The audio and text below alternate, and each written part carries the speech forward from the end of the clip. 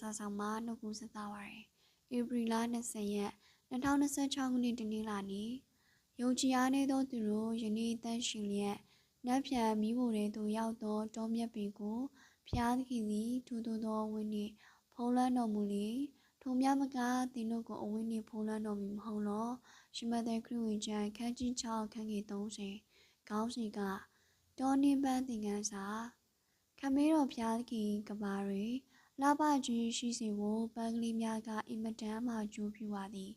ပန်းကလေးများသည်လှပ၍မြင်ရသူတို့၏စိတ်ဝင်ကိုကြည်နူးစေပါသည်တမန်ကျမ်းစာမှာပါဝင်ခွင့်ရသောပန်းများအနက်တောနှင်းပန်းကထင်ရှားပါသည်ဧပြီလလိုပူပြင်းသောကာလမှာဤပန်းများကမြေကိုထိုးဖောင်းရှင်သန်လာကအပွေးလှလှကိုပေးနိုင်ပါသည်မြန်မာလိုတော့တဘိုးပန်းအင်္ဂလိပ်လိုလီလီဖြစ်၍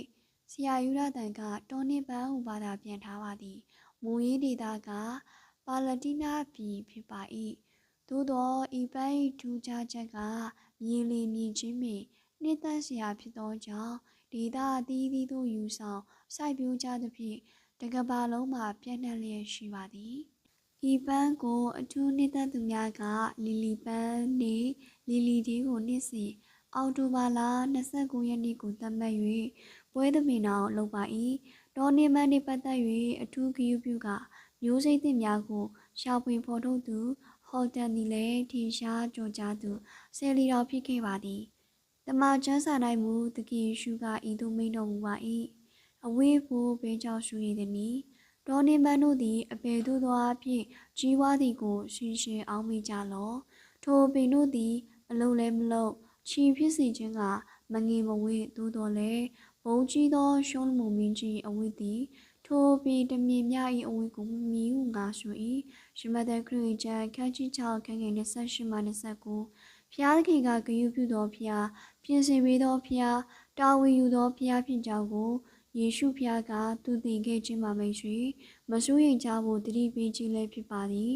မစိုးရိမ်နှင့် do not worry အဘဲကြောင့်စိုးရိမ်ကြသနည်း why do you worry ဟုမေးထားပါသည်အဲ့တော့ကျွန်တော်တို့ယုံကြည်ခြင်းအားနည်းသောသူ little faith ဖြစ်နေကြလို့ပါလှပသောတောနှင်းပန်းထံမှရသောသင်ခန်းစာကတော့1ဖျားသခင်သည်တောနှင်းပန်းကဲ့သို့သင်ကိုဂရုပြုပါ၏2ဖျားသခင်ကတရားဂရုပြုသောကြောင့်မစိုးရိမ်ပေအသက်ရှင်မှုပါအားလုံးဖျားသခင်ကောင်းချီးပေးပါစေ